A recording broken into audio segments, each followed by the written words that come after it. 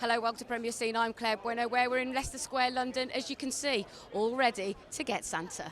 Hello, Mr. Broadbent. Very pleased to meet you. How are you today? Very well, thank you. Happy Christmas. Happy Christmas, indeed, isn't it? Especially to Santa. Yeah. Well, what was it about the portrayal that you wanted to bring of Santa? Because there's obviously been many incarnations of him in the past. Well, I wanted to. First of all, you wanted to look like Santa, to remind the audience that that's who Santa is and how Santa is, what he looks like, what he sounds like. So you want to get all that right, and then in the story of what I loved him, Santa gets into a bit of a pickle and he has to get out of it. So, and that's where the comedy starts coming in really strongly. Is that interesting for you as an actor as well, because you're taking a character that is so out of his realm, and how a person actually deals and tackles with that and comes out the other end? Yeah, absolutely, and it's perfectly written.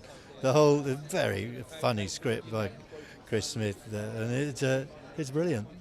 With regards to the costume, particularly this one as well, because it's so famous, isn't it? Everybody knows what Santa looks like. But then you get into if in this costume, when you look at the detail, there's an incredible degree of design and there's a sort of difference about it. But it looks right, and then you think, oh no, there's little chains there with sort of magic little ornaments dangling from it, and a little alarm clock round your neck, and a little telescope. What is it? I mean, there's incredible detail, beautifully made costume, beautifully designed, and the wigs and the beard as well. Not my own. I stuck it on, and it works. A treat.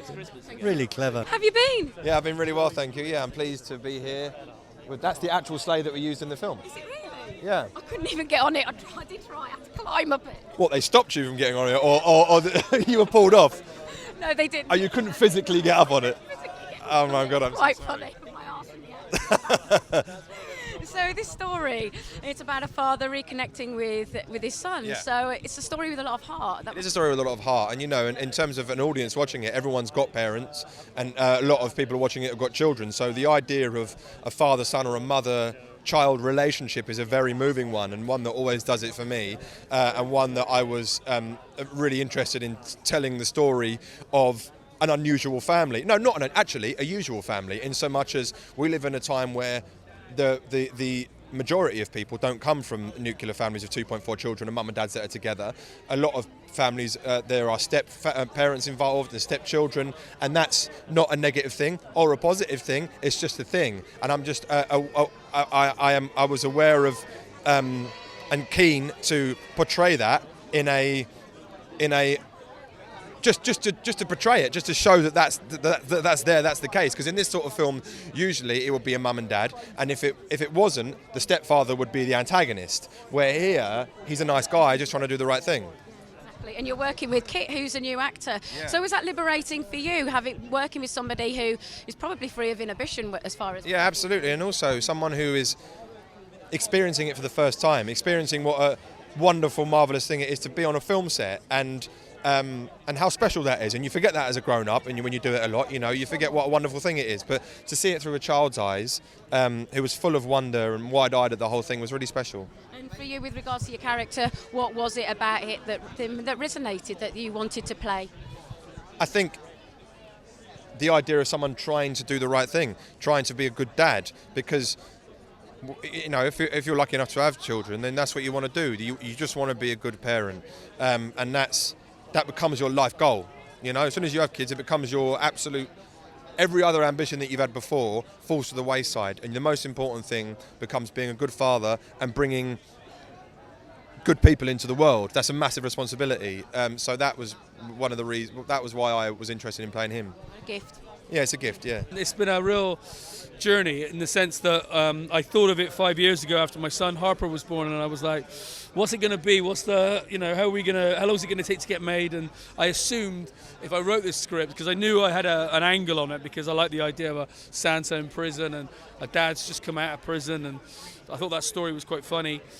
Thought it would take a couple of years to make, ended up taking 5, but that's the film business for you. But we're still here now, so. It certainly is. I mean, what we're talking about here is a story with a lot of heart, really, isn't it? It's a family story. Yeah, it's a family story. It's about, not all families are it's mum and dad and a kind of unit of 4. the modern society, 50% of families aren't together anymore, and I don't want any kid walking out of my film going, well, you know, often the model that you get in Christmas movies is mum and dad sat by the Christmas tree, the happy ending. That's not the case for 50% of kids in this country, so I wanted to make a film that works for that sector, but also works for the families that aren't together at Christmas. And this is a sort of a feel-good movie for the broken family, if you like. And for you, as a creative person, you've written the script, you've also directed it. Was there something special about the ownership of this story that you particularly enjoyed? I just, you know, what was funny, because I've made films in the past that were horror movies, is that people were like, well, this is a bit of a sideways move for you. And I said, well, not if you know me. If you know me, this is completely normal. There's never been any rhyme or reason. I like the story of Steve, who's a lovable rogue. I've got a very good friend of mine who is exactly that character, and you know, and I realised, you know, I was going through his breakup with him, and I thought, how are we going to show you, who's just the best dad in the world, but you can't be with your son for whatever reason? How do we dramatise that in a Christmas context? And I thought, well, you got out of prison. He hadn't been to prison, but they're just, you know, this is movies. What if we sent Santa to prison? How does Santa learn to be cool in prison? You know, because Santa's an absolute innocent. He's like a child, and he spends his whole year just making toys and stuff. And what if you sent him to prison? How does he learn to walk? How does he learn to talk? And that became a very funny theme that I wanted to bring to the screen. Congratulations with this film. It must be very exciting. Yeah, it's very, very exciting. How did you become attached to the project? Well, I started off with just like, I was sitting in my house, and then my dad said, oh, you've got a self-tape to do. I said, oh, okay, what's it about? And he said, farting reindeer, because that's what he basically got out of the script when he read it. So that was really the best. That was kind of like, oh, that'd be interesting. So I tried it, and then I got to the next round where I was doing auditions face to face with like the director and stuff. Did that. That was I thought I did well. Then I had about 7 other auditions for it, and then because there was quite a lot of boys going for it, but in the end I just got it, and I was like really over the moon. And you're working with Rafe Spall and Jim Broadbent, great actors. What did you get from working with them? Well, Jim Broadbent, I just don't. I think it's actually just amazing. He's a true inspiration. It's just a true inspiration. It's amazing.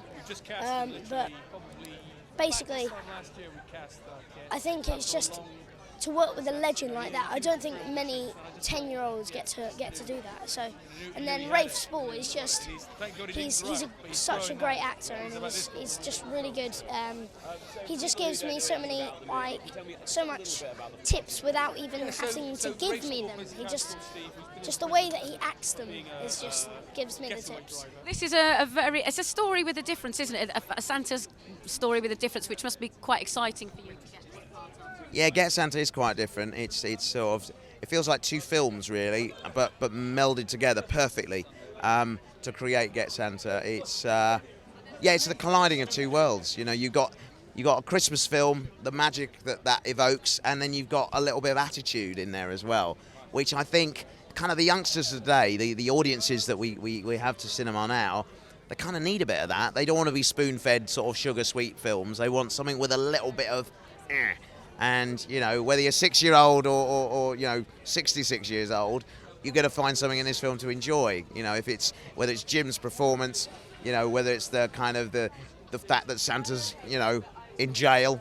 You know, it's just so brilliant, so brilliant. It's a wonderful story for you to pen the score to. Yeah, really, it's great fun to do Christmas magic, and also I think at the heart of it there's this emotional story about a dad and a son rebuilding their relationship, and all those elements together made for a big emotive score. And we recorded at Abbey Road with a symphony orchestra. It was super good fun. Are you, because you're making a film that's set around Christmas, is that restrictive at all to you? Are people expecting certain kind of music because it's that kind of genre of film? Well, yes, but I don't think that's restrictive. I think you embrace that. It's like get the sleigh bells out and you know the glockenspiel and all the bell-like instruments, and I really love that. I love all Christmassy things anyway, so that worked really well. And also just the magic element of it, the fantasy element of it. I really enjoy writing that kind of music. So I think you don't need to completely reinvent the genre. I think you just embrace it and do your best with the genre. And when you're working with, say, Chris, for instance, in this film, what's the relationship between the two? Does he leave you just to go off and create the score and come back with your ideas, or is this a working process that you're constantly in touch, bringing ideas to him?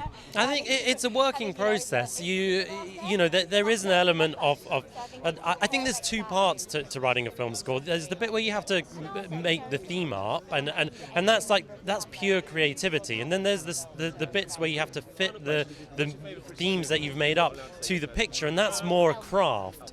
And so the director and Chris was very involved in the craft element. What what beats you hit, how you support the dialogue, how you support the action, how you support the emotion. And for me, that's a very collaborative process. Now, the last time I saw you was Broadwalk Empire, and you were just about to go into prison. Yes. Now we're seeing you in prison. I hope there's a... No, I am in prison, yeah. It was, Chris got in touch and asked me would I like to do it, and I read the script and thought it was a great, fun little script. And at last I felt it was something I could do that my children could watch. I was going to say, when you're doing a film like this, is this a great opportunity for you just to have a lot of fun and just kind of let your hair down? Take the job seriously, but have a little fun and play up. Of course, I'm with Jim playing Santa. It was a dream little job, actually. We had a lot of fun shooting it. And it's a kids' film, but it's still it's quite close to the bone on occasions. But it was just great fun to do. And Chris is known for making kind of darker movies. So was it quite refreshing as well, working with somebody that was approaching a new genre for him? Yeah, it was. It was. I suppose basically it was just about how much fun we could have and how much fun we could make the movie. Hopefully it's one of them great films at this time of year that you can take the kids along and you can have a little laugh yourself, and the kids will really enjoy it. Being a musician, is music very important to you when it comes to film? Yeah, I think they go hand in hand, because if there's no music in a movie, if you were to watch anything, it would just have no emotion in it. So I think that there's music constantly streaming through every single movie you ever watch, and sometimes it goes unrealised because it's just so hand in hand, really. So it's an honour actually to have our song on this soundtrack. Yeah. So tell us a little bit more about that. So Christmas Wrapping we covered, and that's on there. So yeah, it's a really good one actually. And it's fun to be a part of. Yeah, definitely. Yeah, it's a really fun movie as well, because we've seen a preview and it's one for all the family. What was it about the story that you thought, I really want to invest my time and effort into? Well, I really wanted to make a film that my children could see, and because a lot of the films I've made before have been quite dark. And when Chris came in and pitched me the idea, I just thought it was a great idea and would make everybody laugh. We see Santa in a very different circumstance, don't we, in this film? We do. Santa crashes his sleigh and loses his reindeer, and while trying to free them from Battersea Dogs Home, he gets arrested and thrown into prison. So we see Santa in full prison garb. I think as well it's important to say there's a father and son story in this, isn't there? There is. We've got Rafe Spall and newcomer Kit O'Connor, who's absolutely fantastic, who play a father and son duo who have to go on a crazy madcap mission and free Santa. And as a producer, you've got such a great cast here. It must be important for you to have that kind of wealth of talent in the cast to help sell the film as well. Yeah, absolutely. And we were so pleased that almost everybody we went to said yes, because people really love the script, and I think people want to be part of a film that they can take their family to see.